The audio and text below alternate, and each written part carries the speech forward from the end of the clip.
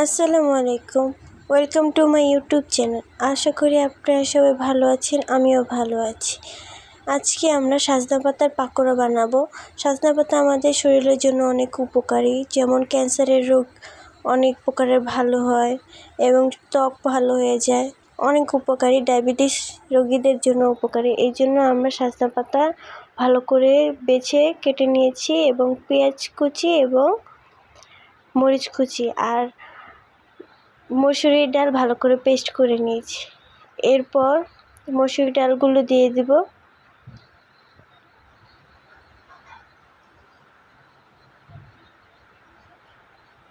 মসুরির ডালগুলো দেওয়ার পরে এখানে আমরা পেঁয়াজ কুচি দিব,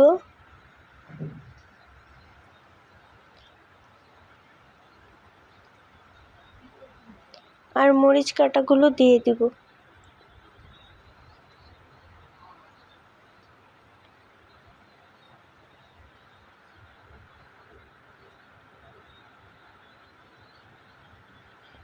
এরপর আমরা চালের গুঁড়ো দিব 2 চা চামচের মতন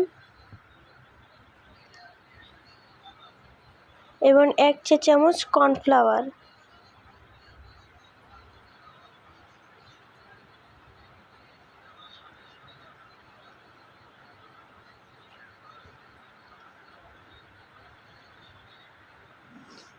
আদা বাটা দিয়ে দিব,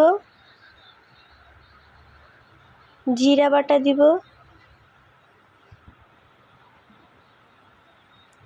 এবং রসুন বাটা দিব।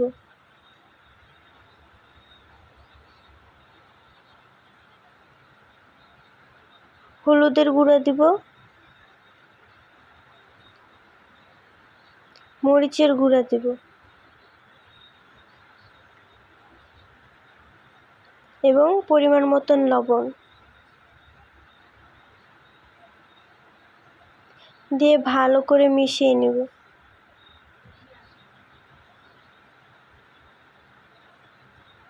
ভালো করে মিশিয়ে পর আমরা সজনা পাতাগুলো দিয়ে দেব।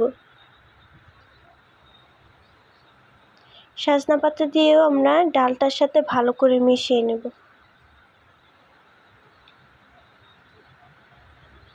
আমাদের মিশানো হয়ে গেছে, তো দেখতেই পাচ্ছেন।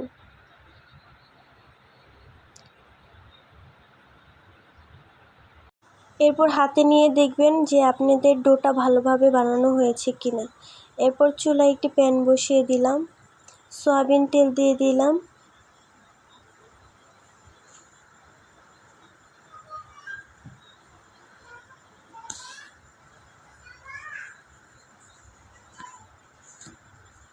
তেলটা গরম হওয়া পর্যন্ত আমরা অপেক্ষা করব। তেলটা গরম হয়ে গেলে আমরা একে একে পাকোড়াগুলি দিয়ে দেব।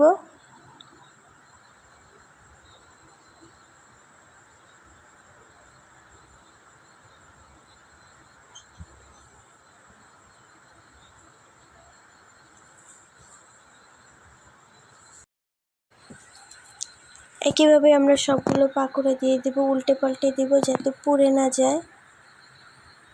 পুড়ে গেলে কিন্তু খেতে একদমই ভালো লাগবে না, পোড়া পোড়া লাগবে।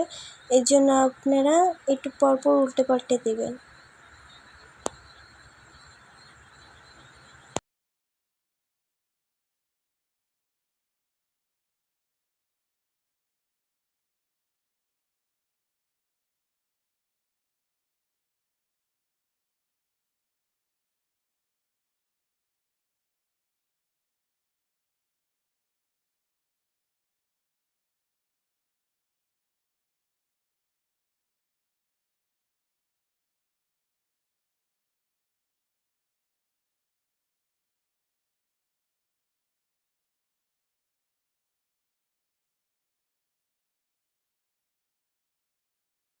তো যখন দেখবেন বাদামি কালার হয়ে এসেছে, তারপরে আপনারা উঠিয়ে নেবেন।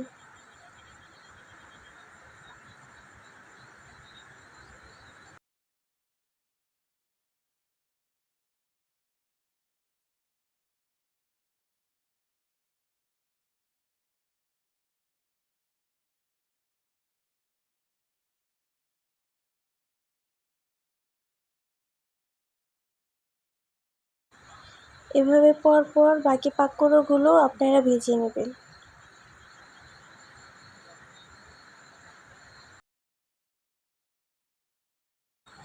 একই রকমভাবে আমি এই পাকোড়াগুলো ভেজে নেব।